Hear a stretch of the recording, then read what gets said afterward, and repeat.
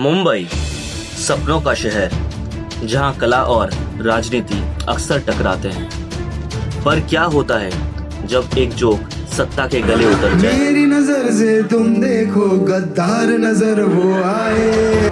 ये कहानी है कुणाल कामरा की, एक ऐसे कॉमेडियन की जिसके हास्य व्यंग राजनीति की दुनिया में एक तूफान सा ले आया। कुणाल कामरा ये नाम निर्लज और बेबाक कॉमेडी का प्रतीक बन चुका है। जो भी हो, ये अपनी बात कहने से नहीं डरता। उनका कॉमेडी स्टाइल अक्सर सियासी नेताओं पर व्यंग करने वाले रहे हैं, जिससे कुछ लोग उनका समर्थन करते हैं और कुछ लोग नाराज हो जाते हैं। जनवरी 2025 में मुंबई के परिसर हैबिटेट कॉमेडी क्लब में कामरा ने एक नया सेट परफॉर्म किया, जो कुछ दिनों बाद एक बड़ा विवाद बन गया। अपनी परफॉर्मेंस के दौरान बिना किसी का नाम लिए उन्होंने एक राजनेता को गद्दार कहा।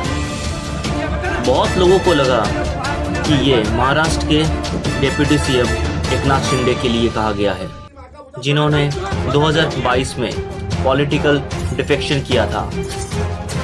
इस जोक के तुरंत बाद शिवसेना के नए गठबंधन के समर्थक भड़क गए। गुस्से में आकर पार्टी वर्कर्स ने हैबिटेट क्लब का तोड़फोड़ कर दिया, जिसके बाद कई लोगों को गिरफ्तार किया गया।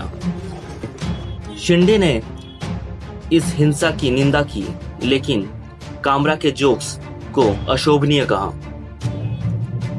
इसके तुरंत बाद कामरा के खिलाफ कई मुकदमे दर्ज हुए, पब्लिक मिसचीफ और डिफेमेशन के तहत। लेकिन कामरा ने माफी मांगने से इनकार कर दिया और कहा कि सटायर एक लोकतांत्रिक समाज का हिस्सा है। उन्होंने एंटीसिपेटरी बिल की मांग की, क्योंकि उनको जान से मारने की धमकियां मिल रही थी। इस मामले पर पूरे देश दो हिस्सों में बंट गया है। कुछ लोग कामरा का समर्थन कर रहे हैं, तो कुछ कह रहे हैं कि कॉमेडी की एक सीमा होनी चाहिए। ये पहली बार नहीं जब कामरा किसी विवाद में फंसे हैं। 2020 में उनका नाम तब भी चर्चा में आया जब उन्होंने एक फ्लाइट के दौरान पत्रकार अर्नब गोस्वामी को प्रोवोक किया था।